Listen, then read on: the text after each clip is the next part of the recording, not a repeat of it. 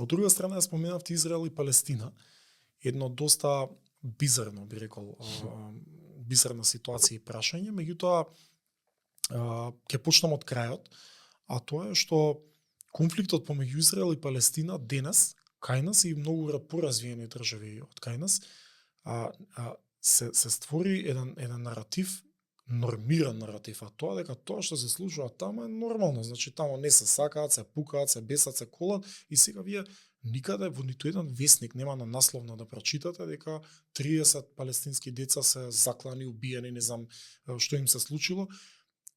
Повеќе ќе биде дискотекава во Доминиканска република што се случи таа трагедија, ударна вест отколку ова. Значи Западот наметна еден таков наратив да ние со ова се носиме како нормално, Израел и Палестина конфликтот, а пред нас, пред очи ни се случува геноцид. Геноцид од невидени размери. Затоа велам почнувам од крајот.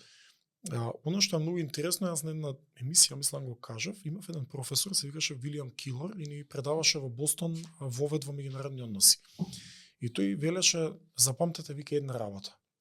Во единствена политика или држава за која се носат одлуки надвор од Конгресот и Сенатот, односно директно во Белата куќа, Израел. Не постои друга политика, друга нација за која американците носат одлука во Белата куќа освен Израел. Тоа е, вика, белиот човек, по знаци на навод, на западот во арапскиот свет. И ќе се мижи на све, значи буквално на се, ќе се мижи и ќе се проголтува сето дека нивните интереси се проектираат преку Израел.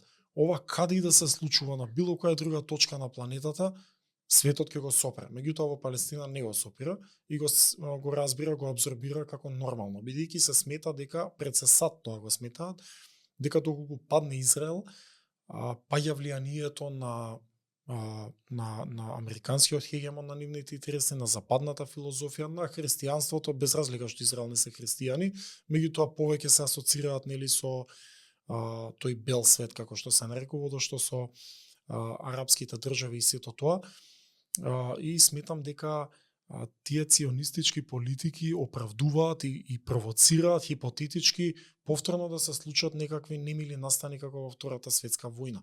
На други страни во светот едноставно го легитимирате тоа. Значи тоа што би се случило, тоа е катастрофално што им се случи на евреите во Втората светска војна.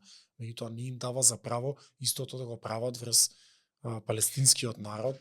Добро, но они правото си го земаат со 7 октомври. Значи 7 октомври, она што тоа масовно убиство што го изврши Хамас, да кажеме. И сега тука постои теорија дека нели самиот Израел може да го исценира тоа за да после тоа нели ја сравни Газа со земја, или е тоа иницијален некој терористички акт на самиот Хамас. Значи како гледаш на тоа? Како гледаш на почетокот? Да, една од најголемите заблуди во моментот во светот, бидејќи конфликтот и антагонизмот помеѓу Израел и Палестина не почнува и завршува на 7 октомври. Војни се водат пред тој 7 октомври. Сега не би шпекулирал дали Израел нели го оркестрирал целиот тој напад на Хамас. Има многу теории дека Израел го финансирал Хамас, неговото постоење. Во принцип, моето мислење дека не е точно, меѓутоа Мосад и Израел замижа на формирањето на Хамас. Едноставно ги замижа за да се створи еден раскол во самото палестинско движење, односно палестинските територии, западниот брег и Газа, и политички еден раскол помеѓу тогашната ПЛО нели на Јасер Арафат, па подосна и Хамас, па и Фатах и така натаму.